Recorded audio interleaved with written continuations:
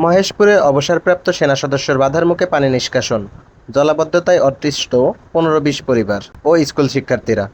বিস্তারিত থাকছে staff reporter Rabeya খাতুনের ভিডিও প্রতিবেদনে।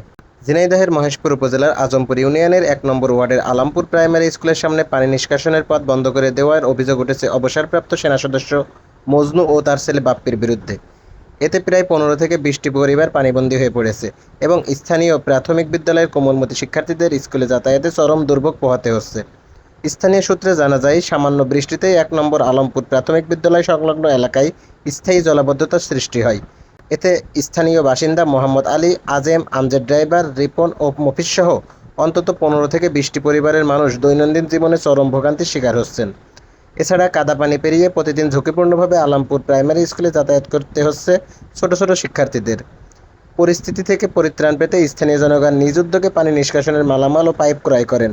পরিকল্পনা অনুযায়ী নালা কেটে পাইপের মাধ্যমে জমানো পানি পার্শ্ববর্তী কপোতাক্ষ নদীতে ফেলে জলাবদ্ধতা নিরসনের উদ্যোগ নেওয়া হয়।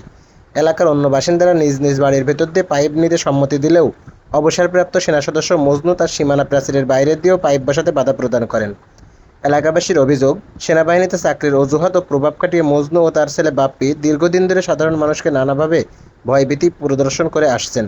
সামান্য কথা কাটাকাটিতেই তারা মামলা, হামলা ও খুন জখমের হুমকি দেন। এমনকি সামাজিক নিয়মনীতি কিংবা স্থানীয় সালিশ বৈঠকেও তিনি তোয়াক্কা করেন না।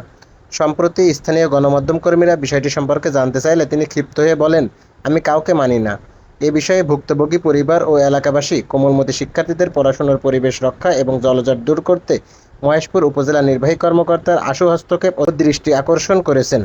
বিষয়টি দ্রুত তদন্ত করে পানি নিষ্কাশনের প্রয়োজনীয় ব্যবস্থা গ্রহণের জন্য স্থানীয় প্রশাসনের কাছে জোর দাবি জানিয়েছেন ভুক্তভোগীরা।